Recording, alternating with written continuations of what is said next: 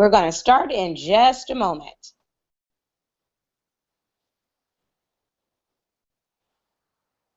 Hello, everyone, and welcome to this week's eChapter meeting. This is actually our last live eChapter for a while, since we're going to go on a brief hiatus for the summer.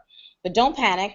That doesn't mean we won't be getting together every 2 weeks. In fact, beginning June 29th, we're going to be hosting live reruns of our past eChapters every 2 weeks throughout the summer. So you'll be able to catch up on any that you may have missed or just simply want to watch again. And the best part is you'll still be able to live chat during the hour-long webinars and connect with more than 1,000 members who attend each of our eChapter events. Before we get started, I just want to thank each and every one of you for helping make our eChapter so successful. Since its initial launch last September, it has steadily grown to become one of NAPW's most popular initiatives. Whenever I tell people about it, they're just flabbergasted, because I have truly appreciated the integral part each of you, from the speakers to the spectators, have played in making these bi-weekly virtual meetings so engaging, heartfelt, and inspiring. Okay, so now for the fun part. As I'm sitting here in my big fedora, where is in the world is Star Networking from this week? Today, I'm actually talking to you from Miami, Florida. Let me see if I can give you a little atmosphere here. Let's see if it's all blown out. That is South Beach, indeed. I am participating in the American Black Film Festivals, which is the nation's largest gathering of Black film and TV enthusiasts. I'm here to moderate the signature panel of this year's festival. There's a new film, Birth of a Nation, and it received the highest awards and funding at this year's Sundance Film Festival. Nate Parker is the film's director, star, writer, and producer, so clearly he knows how to negotiate. And speaking of negotiating, are you good at negotiating? Well, women are notoriously known, in fact, for being bad negotiators when it comes to our own success. We know that whether it's over the telephone, through email, or face-to-face, negotiating can be tough, yet it is truly the key to success. To help you master the art of negotiating, we put together a panel of NAPW VIP members, all highly successful executives. We're going to teach you how to read body language, decipher hidden meanings in conversation, and deal with cultural differences. In short, we're going to give you all the tools you need to help you negotiate like a pro and close some of those big deals. Before we hear from the panel, however, we also have 3 accomplished professional women in our VIP spotlight, our VIP member spotlight: a certified personal and professional coach, a relationship specialist, and an international business executive. These women boast successful careers in a variety of industries, and they each have a unique story to tell, and I really can't wait for you to hear them. As always, please be sure to participate in the polls that will appear throughout the meeting. This interactive aspect of the eChapter meetings gives us some real insight into our attendees and your thoughts on some very important topics. They also help us set the agenda for future eChapter meetings. And ladies, I am going to come back on at the end and give you some of my favorite tips for negotiating. I haven't done too bad for myself, if you know what I mean. And now to get our meeting started, Louise, take it away. Thank you, Star, and good afternoon, everyone. Our eChapter is NAPW's unique online networking platform with events held bi-weekly on Wednesdays at either noon or 4 p.m. Eastern. NAPW's eChapter only hosts our members nationally, inviting them to be spotlights, panelists, and guests to network with each other throughout the event. We encourage you to carve out the time and keep coming back to our eChapter because of its ease and ability to network from your office, while on the road, and even from the comfort of your own home. So mark your calendars for every other Wednesday and look out for the email invites and promotions on social media. As always, I'd like to welcome our NAPW members, especially if you're joining us for the first time today. We also have in attendance today some additional corporate moderators to assist you or just chat with you along the way. They are Talia Cardiello, Director of Membership Services, Sam Picorni, Local Chapter Manager, who'll do her best to offer technical support if needed, and Dana Angel, Graphic Designer and Digital Media Manager, will be live posting throughout the event on NAPW's Facebook, LinkedIn, and Twitter, encouraging you in the chat room to share our posts on your social media. You'll also see several times during the event a poll pop up on your screen. Please take a minute to answer the questions, as we'll share the results during the panel discussion. The agenda for our event today is that we'll be showcasing 3 VIP member business spotlights who have 3 minutes each to share their expertise before we invite our panelists on to discuss our topic for today, the art of negotiating. So for our first spotlight today, I'd like to introduce Marianne Camarato-Reynal, who is a relationship specialist, media personality, seminar leader, and award-winning author. Her weekly radio show, Marianne Live, reaches millions of listeners in 130 countries worldwide. She's a go-to expert for Fox News, eHarmony, Hollywood Life, In Touch Online, and many other online publications. Marianne founded Show Me LLC, a personal development corporation, and the National Action Organization, a 501c3 nonprofit committed to changing the way our culture values each other.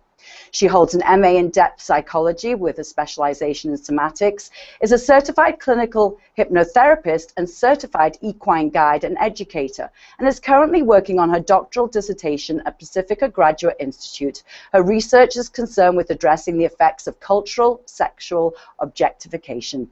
Good afternoon, Marianne. Come join us here on the eChapter.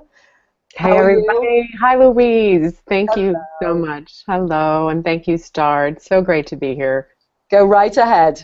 Beautiful. Hi ladies. I'm so happy to be here. Are you or someone you care about one of the 55 million single people in the United States, 50 million of whom have tried online dating? Or are you among the millions of women that are in partnership that, according to new research, are unsatisfied with your relationship compared to men? Especially women over a certain age. Well, generally speaking, existing research shows all people are the happiest when in relationship. It's typically only the first few years when this is true. So it's curious then that while 71% of people, according to a new study, believe in love at first sight, physical violence and mental health issues are the 2 biggest factors involved in the ending of a relationship. Well, by now you might be wondering, well, why should I bother being in a relationship or spending my precious time and energy getting into a new one? Particularly if it's eventually bound to end or at least make you unhappy, break your heart, or worse. Or maybe you're curious and wondering what the secret is to finding a great relationship despite the odds. I'm Marianne Camarato, relationship specialist, author, and media personality, and the founder of the National Action Organization, a nonprofit corporation committed to changing the way our culture values women. And the answer to these questions is where we come in. Our team of experts and research shows that great relationships begin within. And the more informed and skilled and educated you are about relationship, especially about yourself, the more likely you're able to attract a healthy partnership. Well, it's true, we are relational creatures, and we can't survive without closeness or intimacy. It's not natural to not be in a relationship, yet something so innate to our nature, being left to chemistry or chance, is not only dangerous, but it leaves you vulnerable to becoming just another statistic. So we're here for you. You don't have to do this alone. We'll help you find what it is you're longing for, whether it's deeper satisfaction and intimacy in your current relationship or someone new to share your life with. We want to be here for you, and have fun doing it. Go to mariannelive.com and join the scores of other women who are determined to thrive in their intimate lives rather than becoming another statistic by beginning within. Each program is tailored to fit your needs, including online dating support, personalized relationship skill building and introductions, including books, iPods, much more, and so on, that'll help you feel resourced and supported as you invest your precious time dating, relating, and creating the intimacy that your heart truly desires. If you sign up today, you can get a free copy of the Amazon bestseller. My book, Hindsight, What You Need to Know Before You Drop Your Drawers, is our gift to you for taking your first step towards the new you, someone who understands that great relationships begin within. You can go to mariannelive.com for more information. In the meantime, I'm here to answer any of your questions. Thank you for your time today. I'm so grateful to be here. Thank you, Marianne. Go right ahead into that chat room and keep talking and connect with the members. For our next spotlight today, I'd like to introduce Edna Sangal, an innovative and charismatic business strategist whose books, blog, and speaking events are a must-see for the go-getter and business professional seeking to generate creative ways to differentiate themselves from their peers. Her consulting firm works exclusively with entrepreneurs and CEOs of emerging and middle market organizations to improve business performance in sales, marketing, strategy, and leadership by using the combination of Edna's comprehensive programs along with John Maxwell's proven leadership curriculum and core learning systems for your business needs. Edna has a proven track record for building relationships, cultivating partnerships, improving processes, and growing businesses. She is a published author of a book called The Ugly Side of Sales, which is available online on Amazon, Barnes & Noble, and iBookstore. Edna currently serves as a board member for the Spring Klein Chamber of Commerce and is the residing NAPW Woodlands, Texas chapter president. Good afternoon, Edna, and welcome. Good afternoon, everyone. Thank you for having me today. On August 27, 2014, it dramatically changed my life. I was called into my boss's office and was surprised to see one of the owners and the HR manager there. Jeff, my boss, hands me a piece of paper and tells me that it was my last day. I was shocked. I asked if it was my performance, and the owner tells me, "No, Edna, you did everything we told you to do." So I respond, "I don't understand." He then tells me, "Quite frankly, Edna, we can't afford you. We're a small company, so we just don't have the budget to pay you." About a year and a half before, I was promoted to Director of New Business Development. I was tasked to grow our market share, increase our revenue, and put our brand on the map.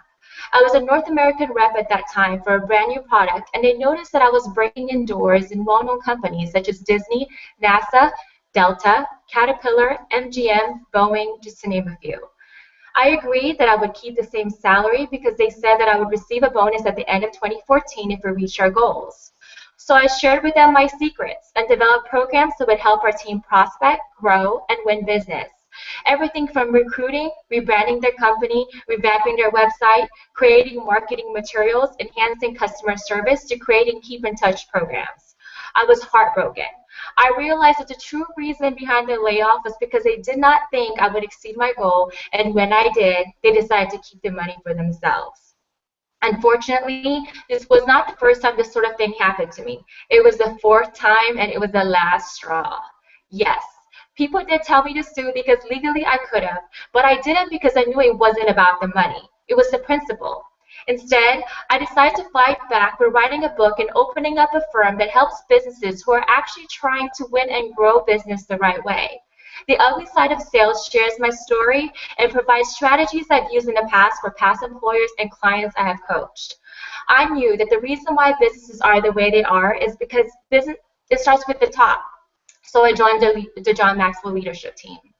See, talent doesn't equal results. Otherwise, all successful people would be talented, and they're not. And all unsuccessful people would be untalented, and they're not. Talent will help, but it's not enough on its own. More than 50% of all CEOs of Fortune 500 companies had C or C- averages in colleges.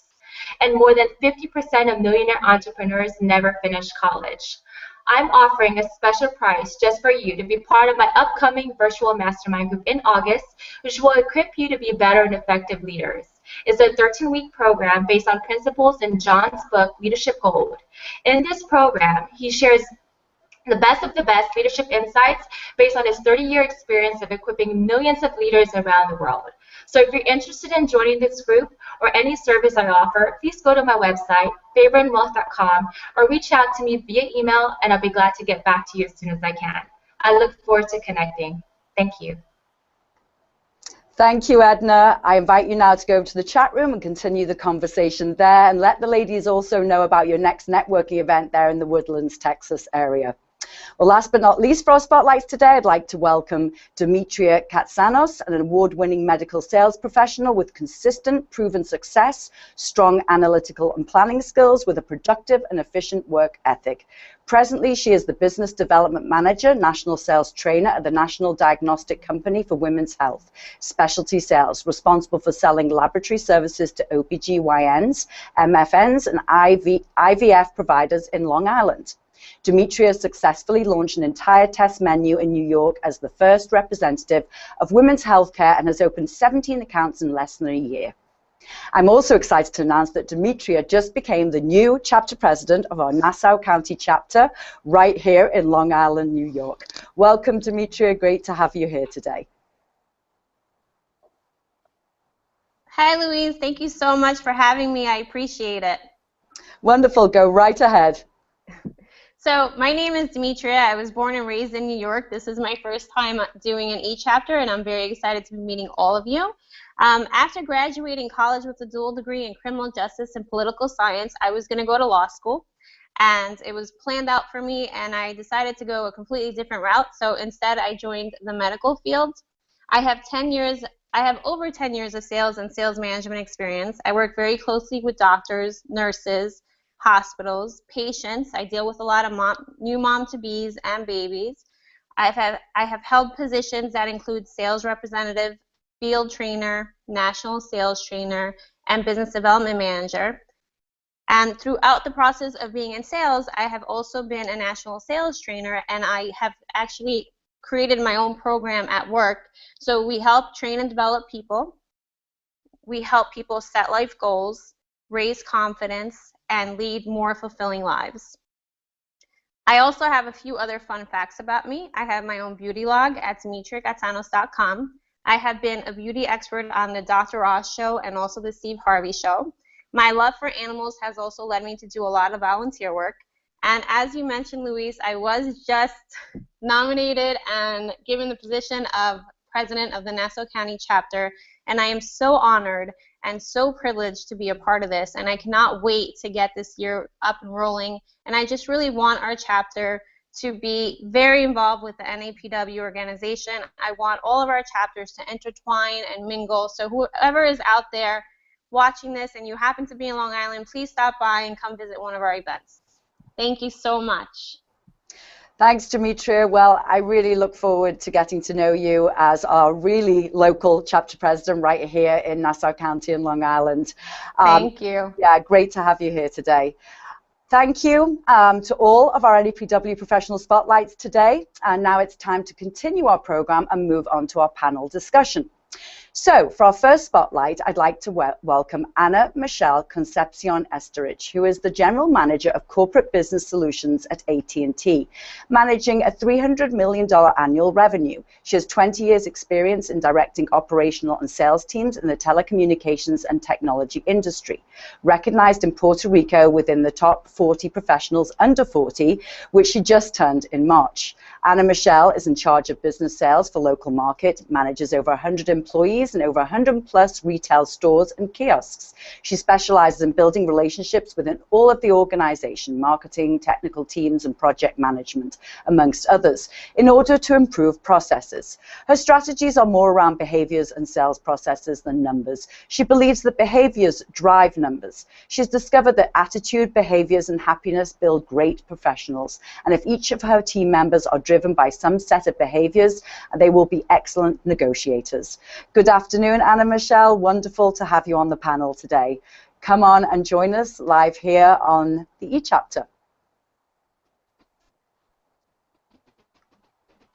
As Ana brings herself on live. How are you? I'm very excited to be here with you. The first time in Wonderful, Ana. I'm here. It's great to have you here.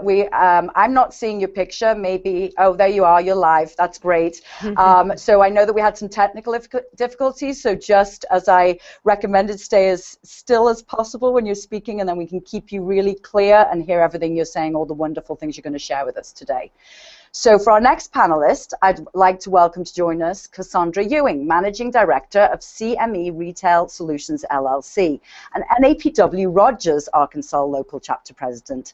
Cassandra utilizes strong communication and leadership to effectively manage complex projects and empower teams to meet business goals and objectives. An analytical and forward-thinking leader who identifies areas for process improvement and implements strategy to optimize operational efficiency, increase long-term revenues, and position a business as an industry leader. She also has a talent for exploring, developing, and validating disruptive consumer products in the marketplace. Her clients range from startups to 50-plus year established, $50-plus million companies. Her knowledge expands across multiple categories, including pet food, dry grocery, hardline, snacks, home goods, and household paper products. Good afternoon, Cassandra. So glad to have you here as well today. Come join us on the eChapter on the panel. Thanks, Louise. Great, wonderful to have you here. So let me move on, last but not least, to introduce our final panelist for today, Cheryl Pinachik, who is a shareholder in the law firm Fisher Phillips, specializing in representing employers in all areas of employment law. Cheryl has extensive trial experience in state and federal courts throughout the United States. She has successfully defended employment lawsuits, employment discrimination, sexual and other forms of harassment, wage and hour violations, and other related claims. She has also successfully prosecuted trade secret and non-competition agreements in numerous jurisdictions. She's also routinely counsels U.S. and foreign-based companies on issues ranging from safeguarding proprietary information to compliance with state and federal law and litigation avoidance. She is a member of the board of trustees of a non-profit organization, the Thomas Allen Outward Bound Education Center, which is devoted to providing experiential outdoor learning opportunities to Boston's underdeserved youth through programs that combine classic Outward Bound challenge, leadership, and team building with science, math, and environmental education.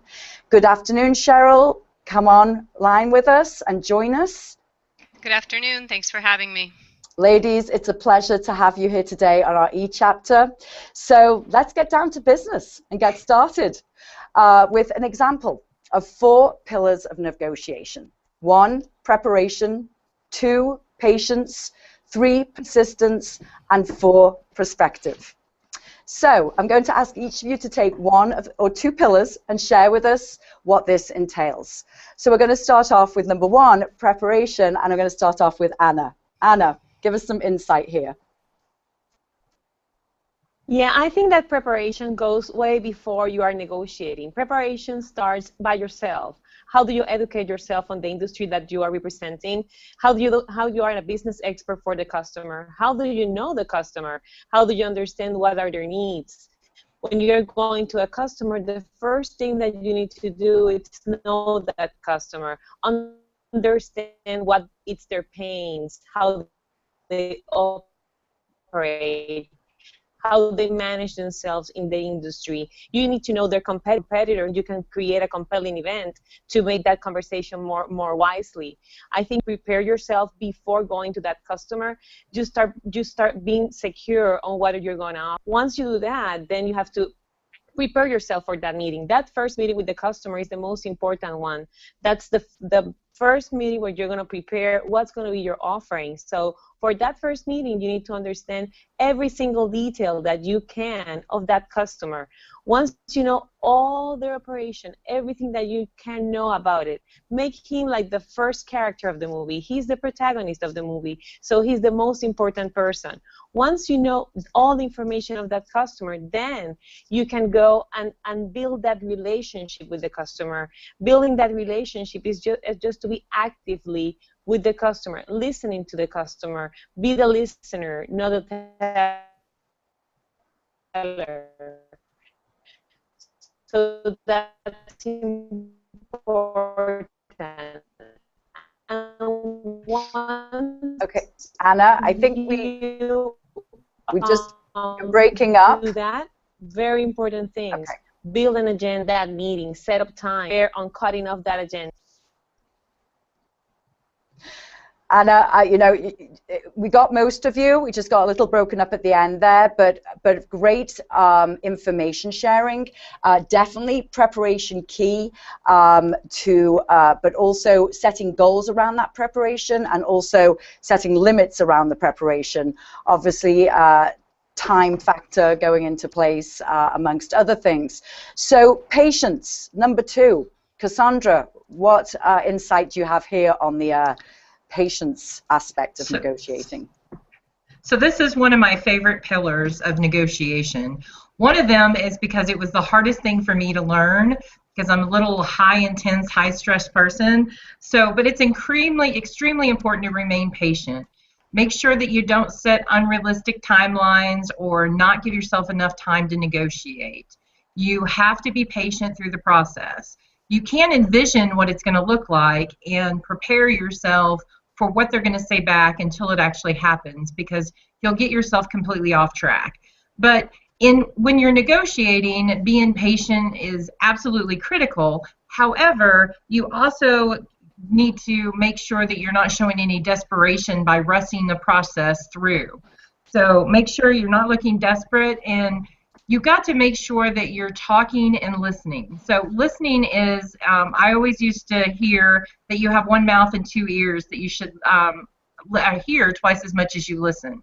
So, or twice as much as you talk, I apologize. So anyway, you have to make sure that you're listening to what they have to say. They'll give you all kinds of clues as to what they're looking for and what they want to do. So be patient, listen through the process.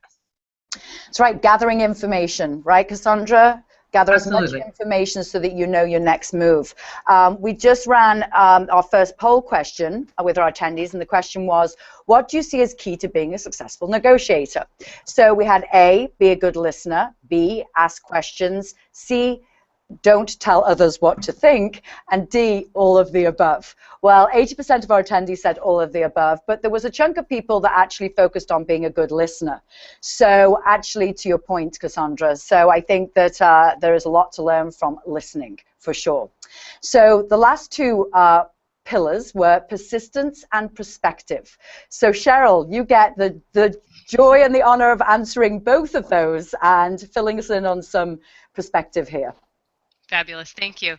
And I'm really just going to build on what Cassandra said, because starting with persistence, it really does follow on the heels of patience. And I agree with everything that Cassandra said. When you go into a negotiation, you can do all of your preparation, and you should. You can do all of the planning that is necessary, but you may walk into a negotiation and somebody may throw you a curveball, whether it be the prospective customer, whether it be the folks that you're trying to get a job from. You know, they may throw something into the equation that you didn't anticipate. I negotiate on behalf of other people all of the time, and I can't tell you how many times, you know, I'll think I'm at point A and the other side will throw in something that we've never talked about and make it a deal breaker. And you get, you know, the inclination is to throw up your hands and this isn't fair and this isn't going to work. And what I would say instead is you really take that opportunity to settle in and start asking some questions. I agree wholeheartedly. You have to be a good listener, and you have to ask questions and figure out what it is that you can do to potentially change the direction that the negotiation is going in. Maybe come up with a creative solution based on some of the things that you've heard. But you really do need to settle in, get comfortable, and plan to be there for the long haul. And following on top of that, perspective, which is the last pillar. That can mean so many different things when you're talking about negotiations, but I think following up on what Anna said, it's so important to get some perspective on the goals of the other party and what's driving those goals. It might be the money, but it's not always the money. Maybe you have shareholder concerns. Maybe there is a legal case pending out there and the company needs to manage certain risks. Maybe there are very specific deadlines coming up that the client or the customer or, you know, the employer needs to meet. And taking some time and understanding the perspective of the person that you are negotiating with is so helpful.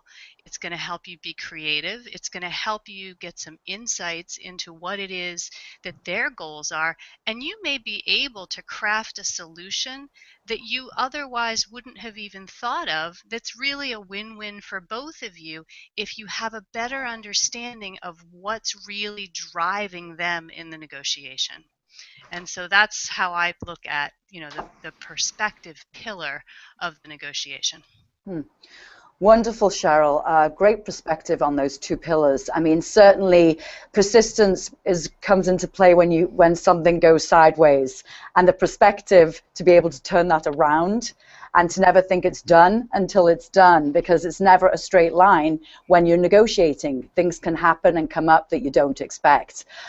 Thank you for that. Great insight. So as we move on to our next question for all of you, we can have all the qualifications in the world, but if we can't negotiate, we'll never be successful in today's challenging economic climate. Negotiation may not be inborn, but it is a skill that can be learned and practiced. Share with us some tips and strategies that you use personally that have proven successful. Cassandra, we'll start with you. Absolutely. So I think it's very difficult if you try to be something that you're not. So my first tip is be yourself, be honest, be straightforward, fair and ethical in all negotiations. So believe it or not, you negotiate more than you think you do. I think a lot of people think that this great big negotiation is something grand and you go to a big table and there's lots of things happening. However, you negotiate lots of things on a day in and day out basis. Think of it if you go to a flea market. If you talk, if you actually haggle on the price, that's a form of negotiation. So don't get so caught up in the fact that you're negotiating and get uptight about it. It's just working with people to get to a common goal. So, you know, be fair, be honest, and don't argue or debate. If the conversation starts going there, I always say to myself, I'm just going to take this back to a professional level. And there's lots of places you can practice negotiating. You can practice on your spouse, trying to get something that you want from them. Your children, bedtime, you know, all kinds of different things, what to eat for dinner. So don't get caught up in the I'm negotiating and this big thing. Just do the things on a day in and day out basis to help build yourself up to a grand negotiation. Thanks, Cassandra. I think children are the best. It's the best place to practice. You need major negotiation skills there to get what you want. So Anna, some insight from you on strategies that you've personally used. I think that following Cassandra's way of thinking, I think that we have to offer the customer what the customer really needs, and that's part of being honest. Sometimes when you're in sales, you want to sell everything, and you have to personalize those solutions so the customer can gain an agreement with you. So you have to feed your offering to the business goals. Understand what will be great for the customer, what's the budget, what are the needs, what is the pain that you're going to cure with that solution that you're negotiating. If you stick to what the customer needs and to your customer business goals, it will be easier to have that conversation. And very important, honor your commitments. When you do a commitment with a customer, you have to honor those commitments. You have to be that expert to that customer. You need to be able to own that seamless customer. Use everything that you have. Will have something different, but demonstrate how your solutions will help that customer, how your solutions will help the experience that the customers of that business will have, how you can improve that business operations. When you can answer to the customer, what's in it for me, instead of what's in it for your company, that the company that you're selling from, it's going to be easier to negotiate. Thank you, Anna. Clients' goals, really a great place to kind of keep yourself focused and to realize that that's the end of the negotiation, is meeting the client's goals. That's the win right there, if they feel that that's been met. We just ran another survey, and we asked our attendees what they would say the #1 best practices that they put into place when negotiating. So 45% said preparation process. And the next one down from that was 35% communication skills. And then we had 2 others, identifying the appropriate person and controlling emotions. So the emotional aspect of things, I don't know, Cheryl, if you have anything to say to this, but it does play, it's a big factor, especially as women. Took the words right out of my mouth, and that was actually one of the points that I was going to make, and that is, it's not personal. You know, sometimes you go into a negotiation with an attitude of, I need to win, right? I want to win. I need to have all of my needs satisfied, my wants satisfied, and if I don't win, somehow I have failed. And that's not what negotiation is all about. What negotiation is all about is really what Anna said and what Cassandra said, and that is, you know, listen to your audience, find out what their goals are, find out what their needs are, and then try to, you know, come up with creative solutions as to how you can meet both of your goals. And that sometimes means thinking out of the box. So the other thing that I would say, one thing that has really helped me in negotiating is to not limit myself in terms of a set, it either has to be A or it has to be B. Be creative. Think outside the box. How can we meet everybody's goals, even if we need to do something other than a straight line to do it? Well, it's interesting that you say that, the thinking out the box, Cheryl. I mean, it's the entrepreneurial spirit, bringing that into play when you're thinking about negotiating, because you do have to think out the box. It's not a straight line. It's not cookie cutter. There's many things that happen, environmental things that might happen in the process that change the whole tactical process that you had defined before you walked into the space or into the room or wherever you're having that meeting. So, and honoring the commitments, which is what Anna said as well, follow through, really important. I mean, they have to trust you and believe that you're their person to get the job done. So on that, negotiating for that next job or client can be happening face-to-face, by email, maybe even through a text message. Share with us some insight on these negotiation challenges and how one must adjust, read body language, read between the lines, and often navigate even cultural and language differences.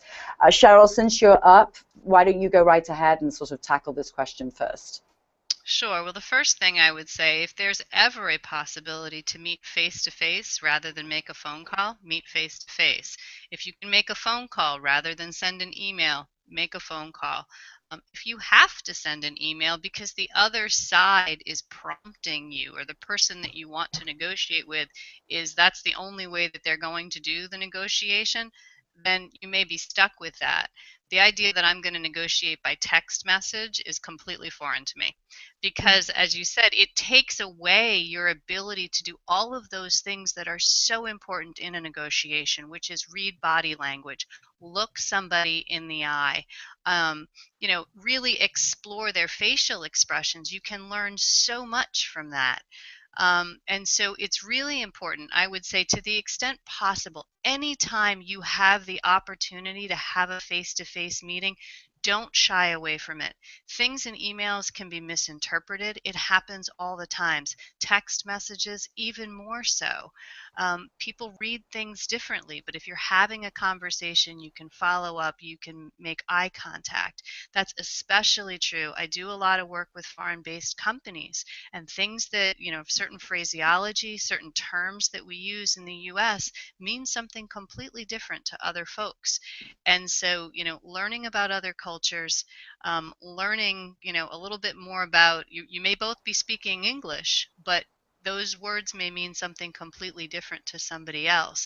And so you really need to do your homework if you're going to be negotiating with someone in a foreign country.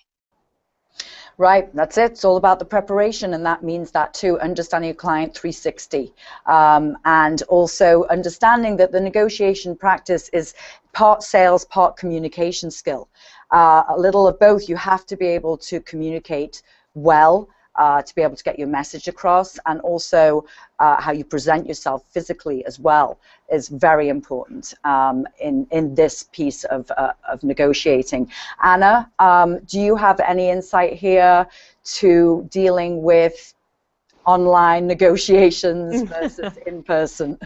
Well, I think that Cheryl covered it very well, but I think that you need it goes back again to preparation. How you know your customer. You need to understand what that customer prefers. In this era of technology, you have to understand that you will find customers that they don't have the time, and they will say, you know what, let's do a webcast, as we're doing right now. Let's send me the contract by email. Most companies right now are putting in technology the contract management. So all the contracts and everything is digital.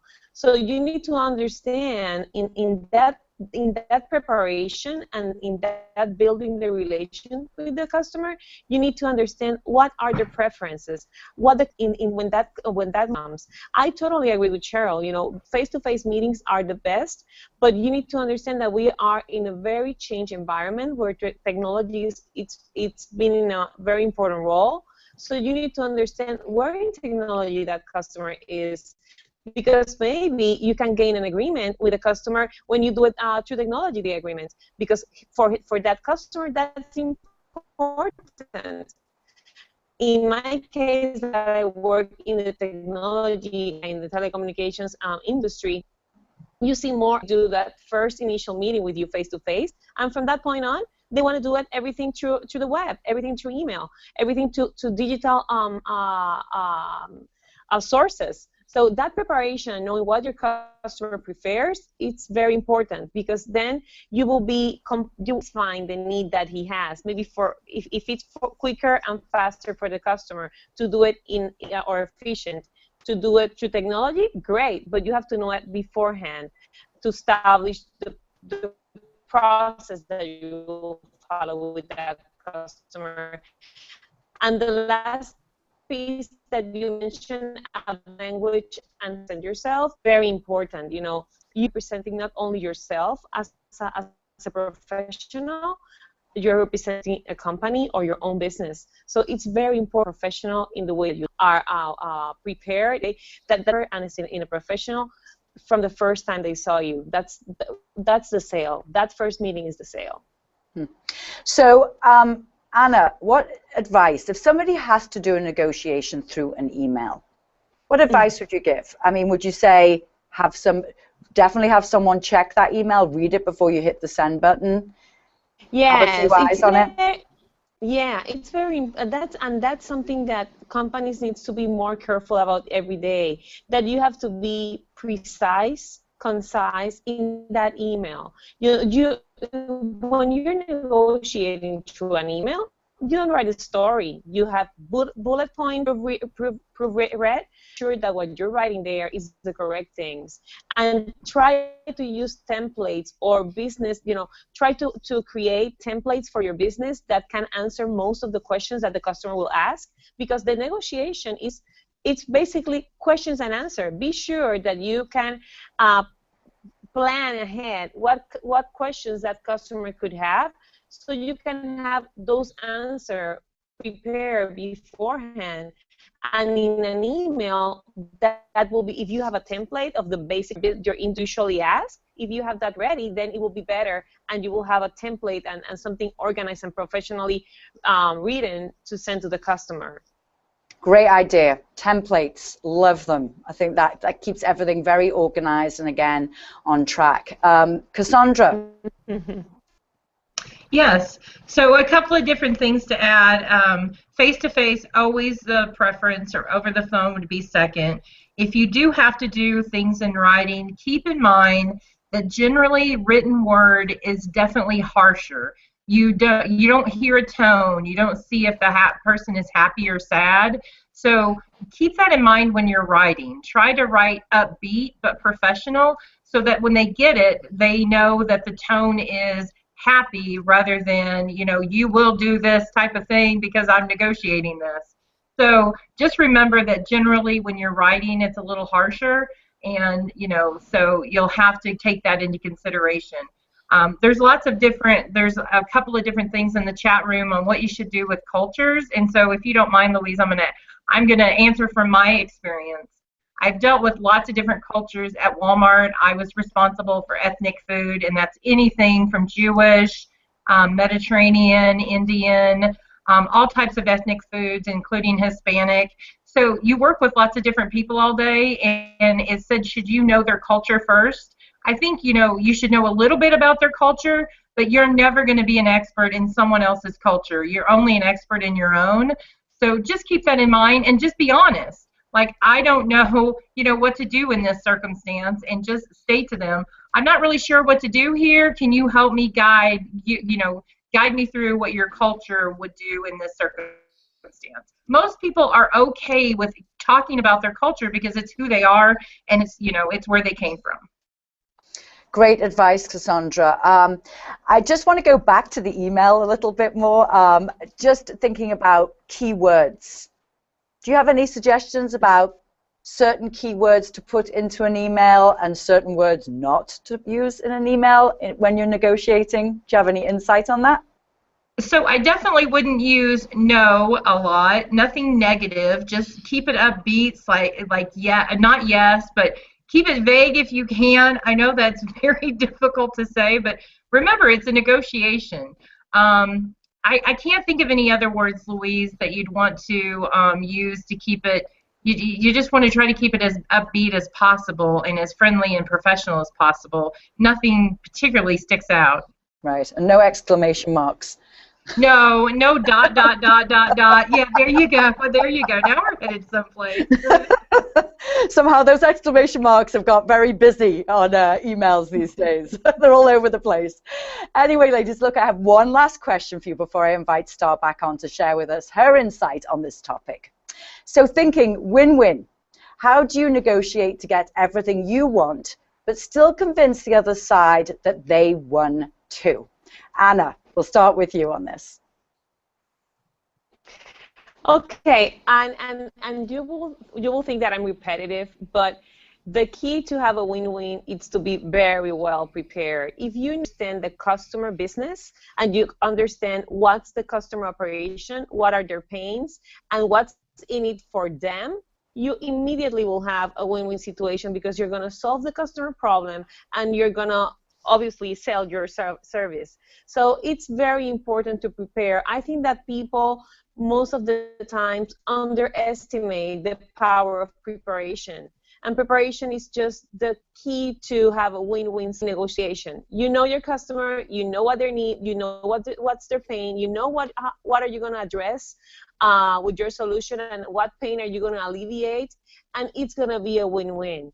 And very important for me, the W questions, when they want it, how they want it, where they want, you know, all the W questions, what, when, where, how. Answer those questions all the time. If you have all the W questions answered and the preparation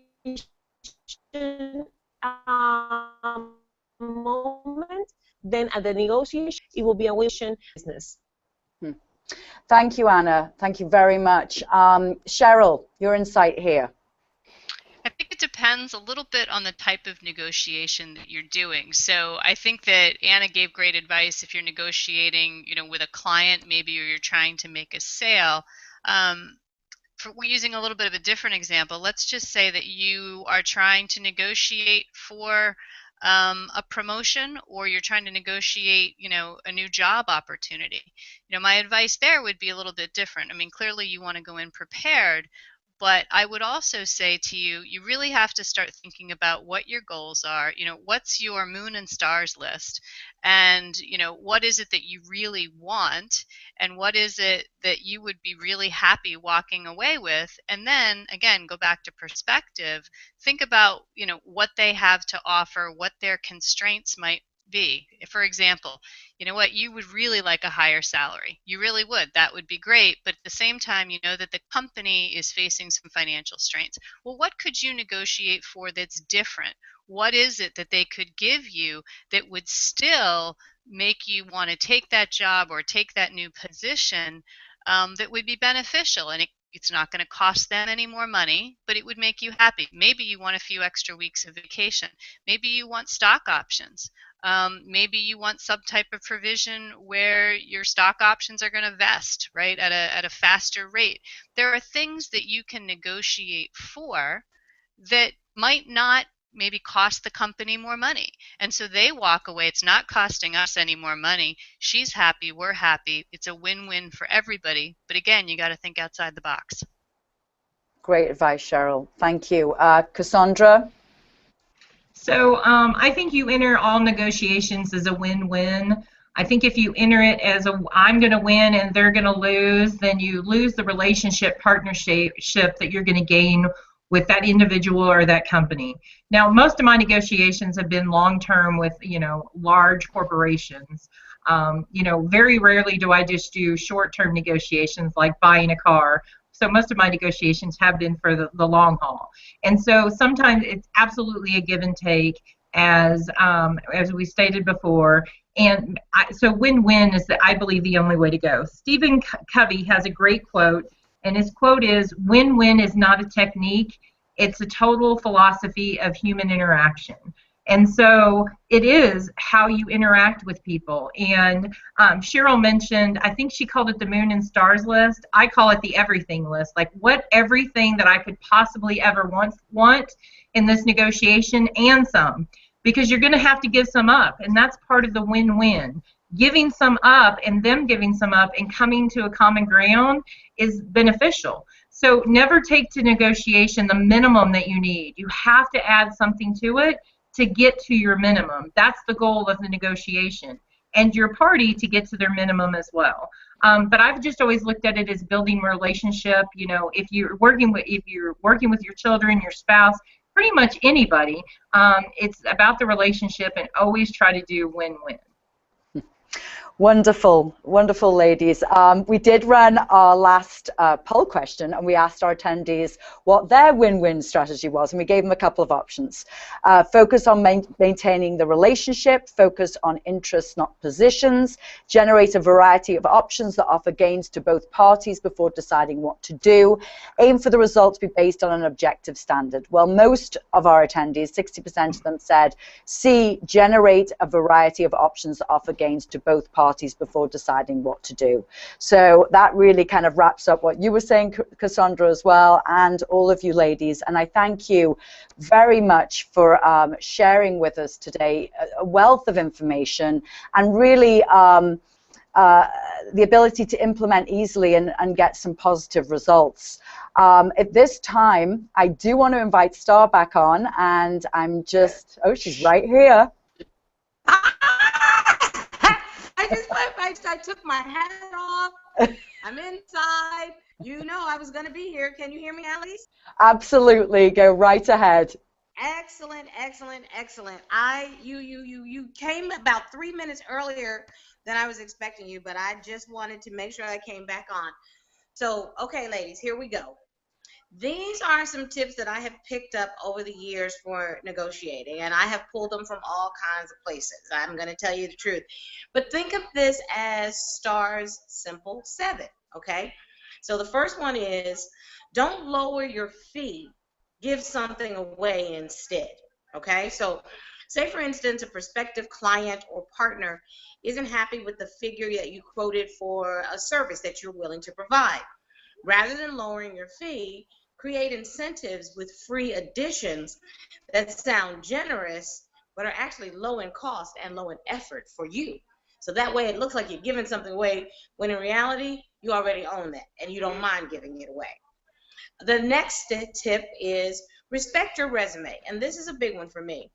You want to weave in your credentials in ways that are hard for others or the other side to argue with you. You want to call on this tactic as needed in a negotiation, particularly if you feel that your credibility is called into question. That's where Tracy Morgan always used to get me on Saturday Night Live. He knows that I will throw it out in a minute because you know I'm a lawyer. That is okay. That's your calling card. Of course, now you shouldn't be haughty or defensive. Just speak assuredly and factually. So weave it in when needed, gentle but to the point reminders of your credibility and your expertise. Number 3, arm yourself with data. When you know your stuff, like average costs, delivery times, market trends and forces, what the comparable salaries are for something, for someone who is doing the same service, you tend to sit up a little straighter because you know your stuff. So we naturally have more belief in what we say, and we advocate more persuasively. Number 4, use silence. That is actually one of my favorite tips. Staying quiet for just a few seconds is most important at 2 critical junctures in a negotiation. Right after you make a request and right after your counterpart answers. That means you must deliver your ask cleanly. This is what I like, okay? And clearly. It doesn't mean hesitating afterwards only to add words or lessen your requests or soften the blow. It also doesn't mean you want to toss in a ridiculous qualifier to soften the blow, like if you can't afford it, then maybe we can look at this. No, no, no, no. Use silence. Deliver the ask. Stop. Let them take the next move. Okay, number 5. Acknowledge the relationship elephant. Because since your goal is to create a less adversarial feeling, you don't want to walk in there with your armed and ready for a fight. And you want to promote and maintain a relationship, consider sitting side by side. I actually enjoy that when I'm having lunch with someone that I am trying to become a partner with. You can also use the term we to build cooperation, promoting the sense that it's really you and me in this together versus you versus, you know what I mean? So simply lead with, thanks for meeting with me today. I'm confident that we're going to be able to come up with something that's mutually beneficial for both of us. That is the best thing you can ever say. Use your eyes. You'll notice that maintaining constant and direct eye contact with the person that you're talking to really and truly can move the needle. Okay, it also says volumes about your management style, and maintaining eye contact shows that you're confident in what you're saying. Confident enough to look people straight in the eye really does mean something in business. And it tells them that they're your peer or your equal, or at least that's what you're thinking. Eye contact is especially important when the conversation may tend to get a little contentious. Be polite, be courteous, be professional, but do not back down. And then my last one, my 7th one, is a little bit of a basketball analogy since we're in the middle of the finals. Do a step back 3, sort of like Steph Curry does. You know, just stop, back it off. Don't think you have to say yes right then and there. People will think that you're hesitating, but like Steph Curry from the Golden State Warriors, he's strategizing. That's the difference. So you really want, just because you're really informed in what you're doing doesn't mean that you're ready to make a deal right then and there with an absolute yes or an absolute no. In fact, you may be unsure of the terms. You may want to go check with one of your advisors or your mentors or your sponsor. There is nothing wrong with saying, I'll think about that and I'll get back to you. So if you feel pressured into making a decision in a short time frame, then negotiate to lengthen the window of your time to finish the negotiation. And if you ever feel hesitant about one of the conditions of the deal, either delay your response or refrain from saying yes, no matter what. There's an old negotiating adage, and I'm going to tell you what it is. It still rings true. If you dislike the terms now, you're going to hate them later. That's my tips for negotiating. I hope this has been helpful. And thank you again. This is our last live eChapter for a bit. But you know I'm going to miss you guys. I will be sneaking in every other week. And you'll see a couple of comments in the chat section from me. Have a good day, everybody. Thank you, Star. Great tips. And thank you to our panelists for their time and their expertise as well. As we wrap up this week's panel discussion, I do want to share with you our recommended reads from our panelists today. Anna Michelle recommended The Challenger Sale, Taking Control of the Customer Conversation by Matthew Dixon and Brent Adamson. Cassandra recommended The Introvert Advantage by Marty Olson-Laney. And lastly, Cheryl recommends The Confidence Code, The Science and Art of Self-Assurance, What Women Should Know by Katie Kay and Claire Shipman. Thank you, ladies. These are great choices. And thank you for your insight again today on our eChapter. Also, thank you to the 1,000+ members who registered for our event today, and attendees only will be receiving a follow-up list of all members at the event today so you can connect again on napw.com and continue to network. If any of our attendees have further questions for our speakers, please feel free to reach out. Their information is on today's PowerPoint and will also be listed in the post eChapter email. Also, all NAPW eChapters are recorded and saved on YouTube for you to find and watch again. And a couple of important announcements as we wrap up again this eChapter. Our next several eChapters, as Star mentioned, will be held still on Wednesdays at noon and 4 p.m. Eastern consecutively, showing reruns of our top 5 eChapters to date as we prepare for our new season and starting early in September 2016. The reruns will have a live webinar chat as we did today, allowing for continued eChapter networking bi-weekly throughout the summer. I'll be attending each event, and as Star said, she will hopefully as well, and chatting with you as we view some of our most successful eChapter events together. Ladies, sign up today. The registration link for the June 29th rerun is live on your screen now. And finally, ladies, post eChapter, here are 3 things you should do to continue putting your NAPW membership to work. 1, connect with at least 3 members post eChapter. The attendee list, as I said, is coming your way. 2, make sure to sign up for the next eChapter and future eChapters, which hopefully you're doing right now. And 3, don't forget to take the post-survey eChapter, because your feedback is very important to us and assists us in enhancing your member experience. Thank you, everyone, for another great eChapter, and we look forward to seeing you next time. Enjoy the rest of your day.